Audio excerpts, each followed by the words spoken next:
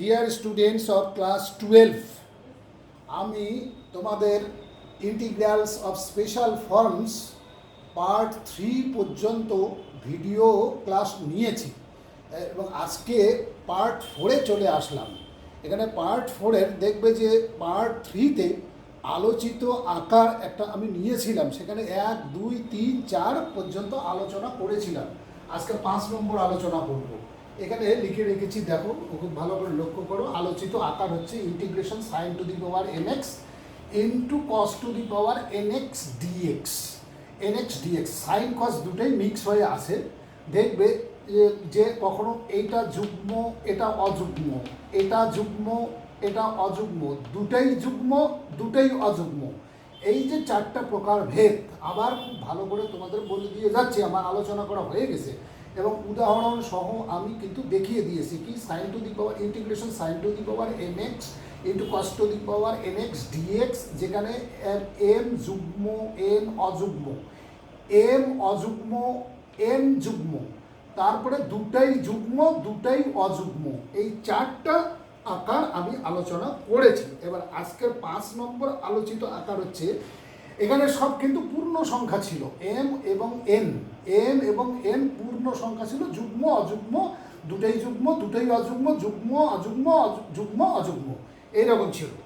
এইবার আমি 5 নম্বর যে বিষয়টা আজকে আলোচনা করব, 5 নম্বরে আছে m ও n যে কোনো বাস্তব সংখ্যা হতে পারে, সেগুলো তো থাকতে পারে, সবসময় পূর্ণ সংখ্যা থাকবে অঙ্কে, এমন তো হয় না কোনো দিন। তোমার হচ্ছে অন্যান্য সংখ্যাগুলো বাস্তব যে কোনো সংখ্যাই থাকতে পারে। তাহলে সেই ক্ষেত্রে কি হবে সেটা আমি দেখি আজকে আলোচনা তোমার করছি আর কি। 5 নম্বর আলোচনা, এখানে 5 নম্বর আলোচনার বিষয়বস্তু হচ্ছে, যদি m এবং n, এই যে m এবং n যে কোনো বাস্তব সংখ্যা, বাস্তব অবাস্তব না হলে হলো, বা তোমার কাল্পনিক না হলে হলো, যে কোনো বাস্তব সংখ্যা হবে। আর কি হবে, যদি m প্লাস n একটি ঋণাত্মক যুগ্ম সংখ্যা হয়, তাহলে নিয়মটা m প্লাস n এইটা যদি হয় একটি তোমার ঋণাত্মক যুগ্ম সংখ্যা, নেগেটিভ যুগ্ম সংখ্যা, অর্থাৎ নেগেটিভ ইভেন নাম্বার হয়, যদি ইভেন নাম্বার তোমার কি ঋণাত্মক যুগ্ম সংখ্যা হয়, তবে তখন আমরা কি করি, হয় আমরা tan x সাবস্টিটিউশন করি, tan x equal to z ধরি, আর না হলে cot x equal to z ধরি। tan x বা cot x যেটা সুবিধা হবে ঠিক সেটাই ধরবো আর কি। তাহলে এইরকম ইন্টিগ্রেশনের আকার আকৃতিটা কিন্তু ঠিক এইরকমই থাকবে, integration sine to the power mx cos to the power nx dx। আর এখানে m এবং n যে কোনো বাস্তব সংখ্যা, এখানে তোমার আগে ছিল একদম পূর্ণ সংখ্যা নিয়েই শুধু আলোচনা হচ্ছিল, একদম m এবং n পূর্ণ সংখ্যা, সেখানে দুটাই যুগ্ম দুটাই অযুগ্ম, একটা যুগ্ম একটা অযুগ্ম, এটা যুগ্ম এটা অযুগ্ম ইত্যাদি নিয়ে আমাদের তোমার কি 1, 2, 3, 4 আলোচিত হয়েছে। এবার 5 নম্বরে আমি যেটা আসলাম, আবারও আরেকবার ভালো করে বলে দেই, এখানে কিন্তু m এবং n যে কোনো বাস্তব সংখ্যাই হতে পারে, পূর্ণ সংখ্যা নাও হতে পারে, ভগ্নাংশ সংখ্যাও হতে পারে। এবং যেখানে এখানে 5 নম্বর আলোচনার বিষয়বস্তু হচ্ছে m প্লাস n করে আমরা দেখব, যদি দেখা যায় যে নেগেটিভ ইভেন নাম্বার আসে, অর্থাৎ নেগেটিভ যুগ্ম সংখ্যা, নেগেটিভ মানে তোমার হচ্ছে ঋণাত্মক যুগ্ম সংখ্যা আসে, তখন সাবস্টিটিউশনটা হবে tan x equal to z অথবা cot x equal to z।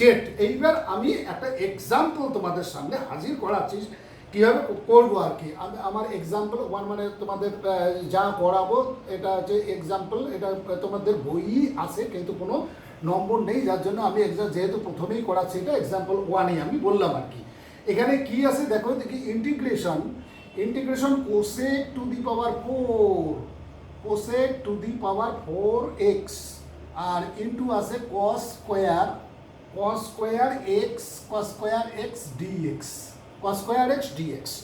আচ্ছা, তাহলে আমি এইটাকে ইচ্ছে করলেই লিখতে পারি। দেখো, যদি আমি ইন্টিগ্রেশনটা করা শুরু করি তাহলে আমি লিখতেই পারি, এই cos স্কোয়ার এক্সটা উপরেই থাকলো, cos স্কোয়ার এক্স আর ডিএক্সটা এখানে থাকলো, এটাকে কোসেক টু দি পাওয়ার 4টাকে আমি 1/sin টু দি পাওয়ার 4 করতেই পারি। তাহলে sin two the power 4 x dx। এখন sin টু দি পাওয়ার 4xটা দেখো নিচে, তাহলে উপরে উঠলে এটা কি হবে, sin টু দি পাওয়ার -4 হয়ে যাবে। তার মানে বিষয়টা এইরকম হয়ে যাবে আর কি, আমি লিখেই দেখাচ্ছি।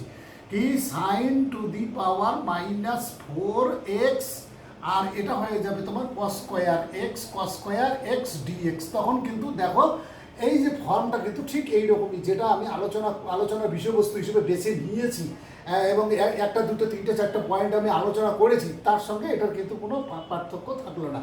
এখন একটা বিষয় লক্ষ্য করো, এখানে এমটা কত, এমটা হচ্ছে তোমার -4, এখানে তোমার এম হচ্ছে তোমার -4 আর এনটা কত, এনটা দেখতেই পাচ্ছ 2, এনটা হচ্ছে তোমার 2।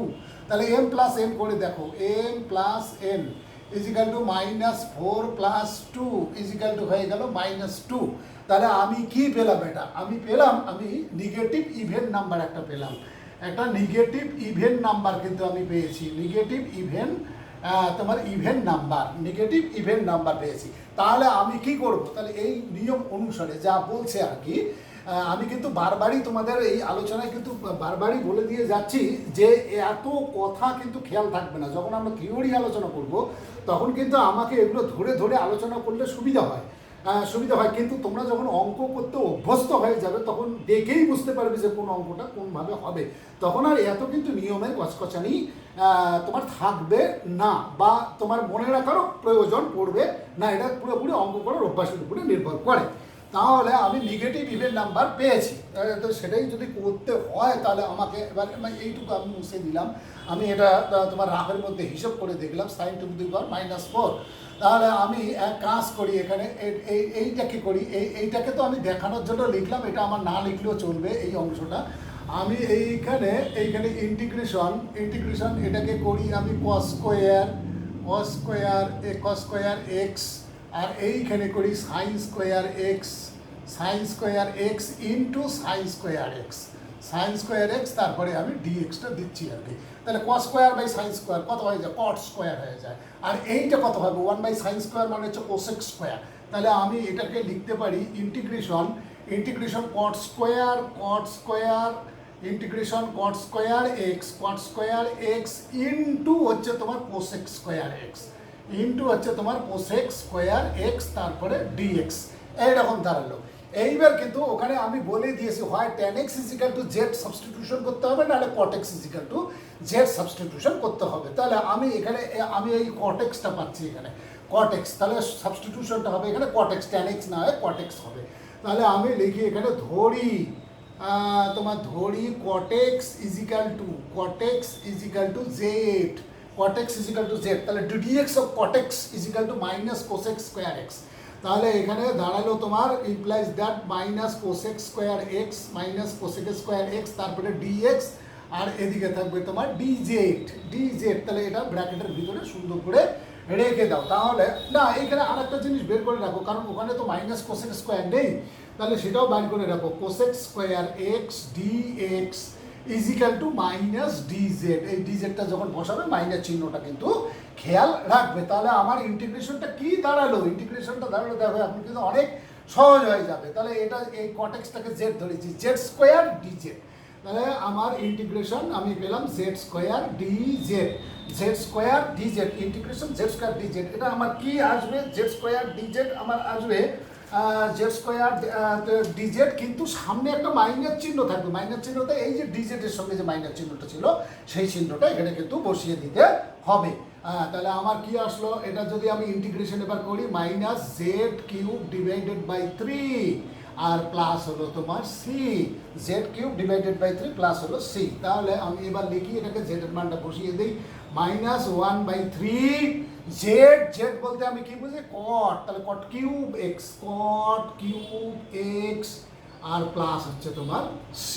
এই তোমার অঙ্কটার উত্তর চলে আসলো। তাহলে দেখতেই পারলে আমার এখানে আলোচনার বিষয়বস্তু মানে বক্তব্য যেটা, সেটা হচ্ছে আমাকে একটু দেখতে হবে এখানে কিন্তু এম আর এন এর মান যে কোনো বাস্তব সংখ্যা হবে, এম এবং এন এর মান সবসময় পূর্ণ সংখ্যা হবে এমন কোনো কথা নেই। পূর্ণ সংখ্যা এখানে অবশ্যই পূর্ণ সংখ্যা আছে, কিন্তু ঋণাত্মক আছে, ধনাত্মক আছে। তখন আমাকে কি করতে হবে, আমাকে এম আর এন যোগ করে দেখতে হবে। যদি আমি দেখি সেটার রেজাল্টটা নেগেটিভ ইভেন নাম্বার আসে, নেগেটিভ ইভেন নাম্বার বলতে হচ্ছে তোমার ঋণাত্মক যুগ্ম সংখ্যা আছে, তাহলে আমাকে অবশ্যই ধরে নিতে হবে যে হয় tan x = z আমাকে সাবস্টিটিউশন করতে হবে, নতুবা cot x = z সাবস্টিটিউশন করতে হবে। এই হচ্ছে এখানকার তোমাকে আলোচিত বিষয়বস্তু। এবার আমি আর একটা অঙ্ক এইটারই এই এই যে তোমার পাঠ্যপুস্তকেরই দেখবে যে আবার এক্সাম্পলে আসে, দেখবে আমি আপাতত কিন্তু এক্সাম্পল থেকেই তোমাদের বোঝানোর চেষ্টা করছি, যাতে তোমার এক্সাম্পলগুলোর মধ্যেও দেখবে যে ইম্পর্টেন্ট অঙ্ক আসে, সেগুলো কিন্তু বাদ দেওয়ার মতো নয়। ঠিক সেই কারণে বোঝানোর জন্য আমি দেখবে যে বেশিরভাগ ক্ষেত্রে আমি এক্সাম্পল থেকেই অঙ্ক নেই, তারপরে যখন তোমার এক্সারসাইজ থেকে করব তখন দেখবে যে এক্সারসাইজের অঙ্কই আবার দেখিয়ে দেবো। এবার হচ্ছে তোমার মনে করো এবার এই পাঠ্যপুস্তকে দেখবে এক্সাম্পল 4 এই অঙ্কটা আমি তোমাদের বুঝিয়ে দিচ্ছি। এক্সাম্পল 4 দেখবে ওখানে কি আছে, তোমার ইন্টিগ্রেশন রুট ওভার, এখানে রুট ওভার সাইন এক্স আছে, তার মানে কি রুট ওভার সাইন এক্স মানে কি sine to the power half x, আর এইখানে নিচে আছে cos টু দি পাওয়ার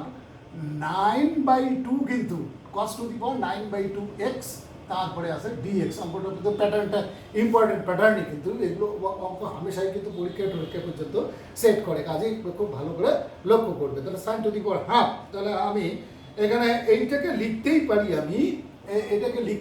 আমি এইরকম করে একটু লিখতে পারি, যেটা আমার খুব একটা কাজে দেবে না, তোমাদের দেখানোর জন্যই আমি লিখছি আর কি, খুব যে কাজে দেবে তা দেবে না কিন্তু। তাহলে এটা হয়ে যাবে তোমার কত, এটা হবে তোমার sine to the power half x, আর এইটা হবে cos টু দি পাওয়ার -9/2 আর হলো এক্স, কারণ এটা নিচে আছে, ইন্ডেক্সের নিয়ম অনুসারে যেই উপরে উঠে যাবে পাওয়ারটা মাইনাস হয়ে যাবে, এটা তোমরা জানো আর কি।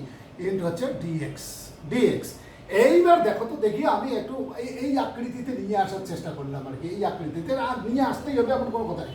অঙ্কটা করতে গিয়ে কিন্তু এটা খুব একটা বেশি কাজে লাগে না, জাস্ট আর কি যেহেতু আমি একটা ফর্ম ধরে তোমাদের আলোচনা করছি, সেই ফর্মটাতে এনে তোমাদের দেখিয়ে দিচ্ছি আর কি। তাহলে এখানে এম কত আমি লিখে দেখাই তোমাদের, এম হচ্ছে তোমার হাফ, আর এনটা কত, এন হচ্ছে তোমার -9/2। তাহলে এবার দেখি এম প্লাস এনটা কত হয়, এম প্লাস এন হচ্ছে তোমার হাফ -9/2 লসাগু নাও 2, তাহলে 1 - 9 ইজিক্যাল টু হয়ে গেল -8/2। দেখো দেখি 4 আসলো, তাহলে -4 আসলো, তাহলে কি আসলো, একটা নেগেটিভ ইভেন নাম্বার আসলো। এটা কি, এটাকে বলবো আমি একটা নেগেটিভ ইভেন নাম্বার পেলাম। তাহলে আমি ধরে নিতে পারি যে আমার এইখানে এই ক্ষেত্রটাতে আমাকে কি ধরতে হবে, tan x z ধরতে হবে, নতুবা cot x z ধরতেই হবে আমাকে। তাহলে আমি তোমার করছি আর কি, আমি অঙ্কটা এই পর্যন্ত আমি মুছে দিচ্ছি, এগুলো তোমরা লাভের মধ্যে করে দেখবে, আমি এটাও মুছে দিচ্ছি, এটা যে খুব একটা প্রয়োজন পড়বে তা পড়বে না। আর এইখানে দেখো দেখি তোমার আমি এটাকে করতে পারি ইকুয়াল টু ইন্টিগ্রেশন, এটাকে sine to the power half x লিখতেই পারি, এইখানে লিখতে পারি cos to the power half x into হচ্ছে cos to the power 4x, কারণ এর পাওয়ার গুণের সময় পাওয়ার যোগ হয়, 4 প্লাস হাফ যখনই যোগ করবে তখনই দেখবে যে 9/2 চলে আসবে, কিন্তু তোমার কত আসবে, 4 প্লাস হাফ তোমার 9/2 আসবে, cos টু দি পাওয়ার 4। তাহলে এবার আমি এই cos টু দি পাওয়ার 4টাকে আমি কিন্তু sec টু দি পাওয়ার 4-এ কনভার্ট করতে পারি, আর এইটাকে লিখতে পারি, এখানে ডিএক্সটা লিখে নিই, বোধহয় ডিএক্সটা লিখে দেবে, আর এইখানে তাহলে আমি এইটা লিখতে পারি সাইন, তোমার কি sine root over sine x লিখতে পারি, এটাকে রুট ওভার সাইন এক্স লিখতে পারি, আর এইটাকে লিখতে পারি রুট ওভার কস এক্স, আর এইটাকে লিখতে পারি 1/cos, যেহেতু এটাকে লিখতে পারি sec to the power 4x, তারপরে হচ্ছে তোমার ডিএক্স। এইবার আমি কি পেলাম দেখো তো দেখি, এইটা দুটাকে একটা রুটের ভিতরে নেওয়াই যায়, কারণ আমরা জানি এটা কোথায় থাকে, √a/√b, আমরা একবারে লিখতে পারি √a/b, একবারে লিখতেই পারি। তাহলে সেই জিনিসটা এবার আমি করবো আর কি। তাহলে sin x by cos x, একটা রুটের ভিতরেই আমি নিলাম cos x, আর এটা হলো তোমার sec to the power 4x dx। তাহলে আমরা এটা কি দাঁড়ালো, এটা দাঁড়িয়ে গেল তোমার √tan x, আর এইখানে করো একটাকে করো সেক্স স্কোয়ার এক্স, এটা সেক টু দি পাওয়ার 4 কে sec square x into sec square x, তারপরে করো ডিএক্স। এইবার এক কাজ করো, একটা সেক্স স্কোয়ারকে চেঞ্জ করে দাও। কি করবো, সেক্স স্কোয়ার আমরা জানি 1 প্লাস ট্যান স্কোয়ার, তাহলে ইন্টিগ্রেশন এটা হলো তোমার রুট ওভার ট্যান এক্স, আর এখানে করে দাও 1 plus tan square x, 1 plus tan square x, আর এইটাকে করো sec square x dx, sec square x dx. এইবার কিন্তু tan x is equal to z আমি সাবস্টিটিউশন করতেই পারি। তাহলে আমি এখানে এবার ধরি tan x is equal to z, tan x is equal to Z. তাহলে আমার ডেরিভেটিভ করলে কেমন উভয় পক্ষকে যদি ডেরিভেটিভ করলে এদিকে এক্স এর রেসপেক্টে ডেরিভেটিভ, তাহলে এটা হবে সেক্স স্কোয়ার এক্স, সঙ্গে থাকবে ডিএক্স, আর এটা হবে ডি জেড অফ জেড, 1 হয়ে যাবে, সঙ্গে থাকবে ডিজেড। তাহলে sec square x dx is equal to, তার মানে এই অংশটা আমার কি বের হয়ে গেল, ডিজেড বাইর হয়ে গেল। আর এটা কি হবে, এটা তো যা হওয়ার তাই হবে, এটা Z to the power half হবে। তাহলে ইন্টিগ্রেশন আমার দাঁড়াচ্ছে, এটা ব্র্যাকেটের ভিতরে রেখে দাও সুন্দর করে, দিয়ে অঙ্কটা করতে থাকো। এইবার এটা হবে z to the power half, আর এটা হবে তোমার 1 প্লাস জেড স্কোয়ার, তারপরে আসতেছে ডিজেড। এইবার তুমি ডিস্ট্রিবিউশন করে দাও। কি কি ডিস্ট্রিবিউশন করবে, একদম জেড টু দি পাওয়ার হাফও ডিস্ট্রিবিউশন করবে, ডিজেড এবং ইন্টিগ্রেশন চিহ্ন, তাহলে ইন্টিগ্রেশন আমি পাচ্ছি integration z to the power half dz পেলাম আমি, আর কি পাবো 2 প্লাস হাফ, তার মানে 5/2, তাহলে তারপরে হবে ইন্টিগ্রেশন জেড টু দি পাওয়ার 5/2, আর হচ্ছে তোমার ডিজেড।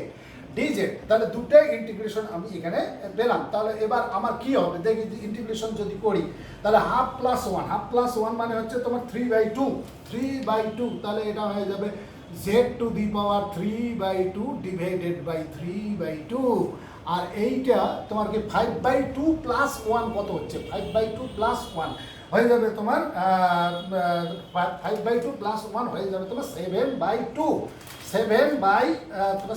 তাহলে এটা হবে z to the power 7/2 divided by 7/2 plus হচ্ছে তোমার সি। এইটাকেই আমি এই 3/2টাকে উল্টিয়ে দিলে 2/3 চলে আসবে, 2/3 জেড টু দি পাওয়ার 3/2, আর এটা হয়ে যাবে 2/7, 2 divided by 7 z to the power 7/2, আর প্লাস হচ্ছে তোমার সি।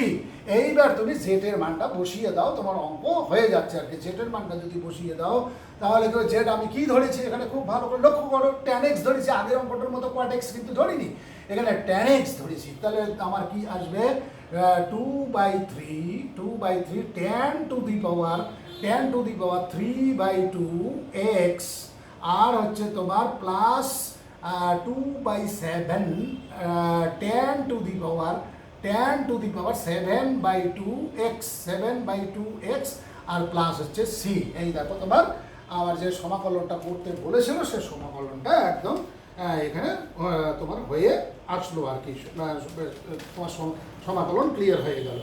এইবার আর একটা বিষয় একটু আলোচনা করার সময় হয়তো পাওয়া যেতে পারে, সেই জন্য আমি অন্য একটা বিষয়, তারপরের বিষয়টা আর কি, অর্থাৎ আমার তো এখানে তোমার কোন পর্যন্ত আলোচনা করলাম জানি না, একটু লক্ষ্য করলে বোঝা যায় 8.3 পর্যন্ত আমি আলোচনা করি তোমাদের পাঠ্যপুস্তকের আর কি। 8.3 পাঠ্যপুস্তকের 8.3 পর্যন্ত আমি আলোচনা করে ফেলেছি। এবার পাঠ্যপুস্তকের 8.4টা আমি যদি আলোচনা করি তাহলে 8.4টাতে কি বলছে দেখা যাক দেখি, এবং একটা অঙ্কই আমি হয়তো দেখিয়ে দেওয়ার সময় পাবো। তাহলে আমি চলে আসলাম, আমার এটা তোমার কি কত পাঠ্যপুস্তকের আলোচনার বিষয়বস্তু 8.4 বলছে n পূর্ণ সংখ্যা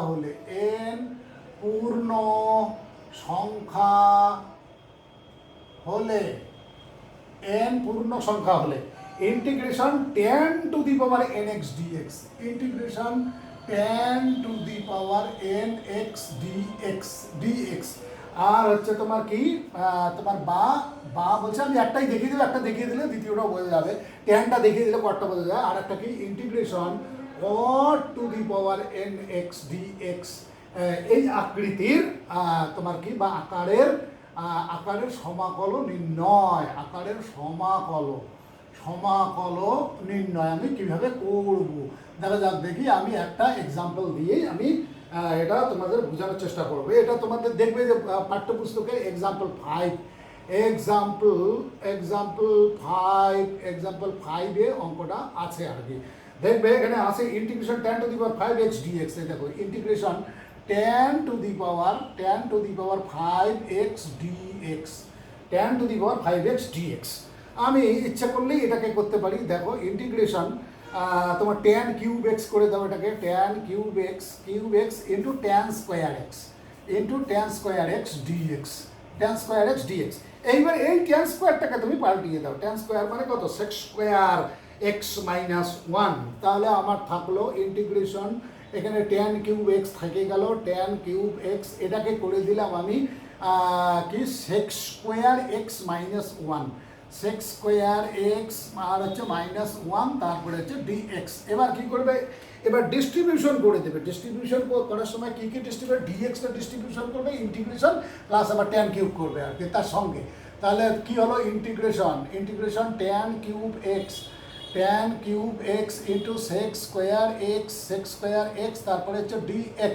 আর এইখানে মাইনাস ইন্টিগ্রেশন আসবে tan কিউব x, খালি আসবে tan কিউব x আর হলো dx, tan cube x dx। এইবার এক কাজ করো, এটা কিন্তু হয়ে গেছে। এখানে tan x যদি আমি সাবস্টিটিউশন ধরি তাহলে sec square x dx equal to dz চলে আসবে, কিন্তু এইখানে এখনো হয়নি, সেটাকে আবার তৈরি করতে হবে। তাহলে ইন্টিগ্রেশন এটা থাকলো tan কিউব x তোমার tan cube x into sec square x তারপরে dx। আর এইটাকে করি আমি integration tan square x into তোমার কি করবো, tan square x into tan x dx। এবার এইটাকে sec স্কোয়ার মাইনাস 1 করো, আরে integration tan cube x into sec square x তারপরে dx আর মাইনাস হচ্ছে তোমার এইখানে এটাকে করো sec স্কোয়ার x মাইনাস 1 আর ইন্টু হচ্ছে tan x dx,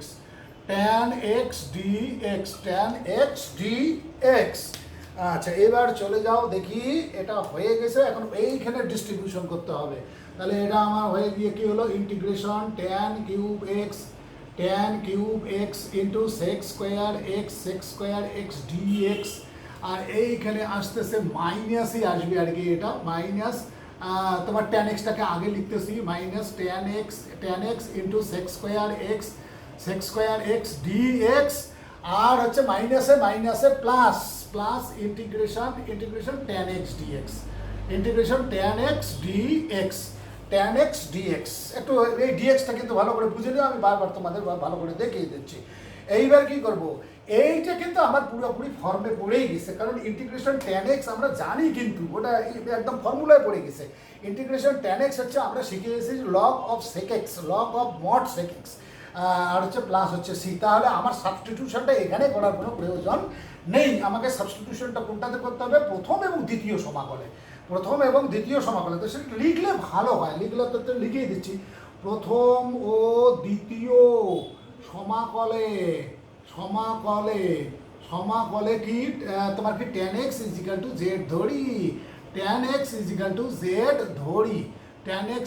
two z ধরি, এবার এটা তো লিখলাম, লিখে এটা তাহলে সুতরাং কি হবে, সুতরাং sec স্কোয়ার x dx তোমার ইজিক্যাল টু হবে তোমার dz। এই যে দেখো sec স্কোয়ার x dx এখানেও আছে, sec স্কোয়ার x তোমার dx এখানেও আছে। তাহলে এটা পুরোপুরি ব্র্যাকেটের ভিতরে রেখে দাও, রেখে দিয়ে এবার আমার অঙ্কটা কি দাঁড়ালো, তাহলে এটা প্রথমটা দাঁড়াবে তোমার ইন্টিগ্রেশন tan x কে কত ধরেছি z, তাহলে z কিউব dz এটা দাঁড়াবে z কিউব কিন্তু এটা z কিউব বোঝা যাচ্ছে না, কলমগুলো ডিস্টার্ব করছে। আর এটা হয়ে যাবে z dz মাইনাস হচ্ছে তোমার ইন্টিগ্রেশন z dz। আর ওটা এখনই করবো না, এখনই করলে আবার তোমার ওর জন্য আবার একটা সি যুক্ত করতে হবে। তাহলে সি যুক্ত সমস্ত সি একবারে একটা সি এর দ্বারাই প্রকাশ করব, এই জন্য আমি ওটা আপাতত ওইভাবে রেখে দিলাম। অর্থাৎ তিনটে ইন্টিগ্রেশন আমি একবারেই করব, আলাদা আলাদা করে করবো না, কারণ এটা আলাদা করলে আবার একটা C1 যুক্ত করতে হবে। তাহলে tan x, এটা হলো তোমার tan x আর হলো তোমার tan x dx, tan x তোমার dx। তাহলে এবার আমি চলে যাই দেখি, তাহলে আমার তো ইন্টিগ্রেশন প্রায় শেষের দিকে, একদম প্রায় শেষের দিকে চলে এসছে। তাহলে দেখা যাক এটা কি দাঁড়াবে। এটা দাঁড়াবে তোমাদের প্রথমটা কত দাঁড়াবে, z⁴ ডিভাইডেড বাই 4। প্রথমটা দাঁড়াবে z⁴ ডিভাইডেড বাই 4। পরেরটা কত দাঁড়াবে, -z² ডিভাইডেড বাই 2। আর তারপরেরটা দাঁড়াবে log of mod sec x। মডটা সবসময় লিখতেই হবে, এমন কোনো কথা নাই। তবে তোমাদের যেহেতু এইভাবে আসে sec x, অর্থাৎ নেগেটিভ কোনো সংখ্যার যখন হয় না, তোমার লগারিদম হয় না, ওই জন্যই এটা দেওয়া হয়। তারপরে প্লাস করে দিলে মানে সি। এইবার আমি বসাবো একটা একটা করে মান বসাবো। কি আমি এখানে দেখতেছি এটা হয়ে যাবে আমার 1/4। আমি জেডের মান কত ধরেছি একটু ধরো, খুব ফাইন করে দেখে নাও, tan x ধরেছি। তাহলে এটা হবে tan two the power 4x, আর এখানে -½ ইন্টু tan স্কোয়ার x, আর প্লাস হলো তোমার log of sec x, আর প্লাস হলো তোমার c। এখানে এসে তোমার অঙ্কটা কমপ্লিট হলো। তাহলে তোমরা দেখতে পেলে আমি আজকে এই তোমার একটা, দুটো এবং তিনটে নিয়মই, না দুটো নিয়মই, টোটালি দুটো নিয়মই আলোচনা করা হলো। এবং এর সঙ্গে দেখবে tan two the power nx বা এই যে cot two the power nx কিন্তু আবার এখানে ছিল, আমি মুছে ফেলেছি। এই tan two the power nx dx যে নিয়মে হবে, cot two the power nx dx দেখবে সেই নিয়ম একদম একটা সেম নিয়মে হবে, এবং সেটা যুগ্ম হোক অযুগ্ম হোক কোনো কথা নেই। দেখবে যে তোমরা টেকনিকটা হচ্ছে একই রকম, একদম সেম একদম। তাহলে কাজেই বাকিটা আলোচনা না করলেও চলবে, তবুও আমি পরের দিন এখানে tan cot-এর একটা নয় অঙ্ক আমি দেখিয়ে দেবো। আজকে টাইম পারমিট করছে না বলে আমি আমার তোমার পার্ট 4-এর পাঠদান আজকে আমি এখানেই শেষ করছি। তোমরা কিন্তু সঙ্গে সঙ্গে কিছু অঙ্ক অন্তত তোমরা দেখে যাওয়ার চেষ্টা করবে।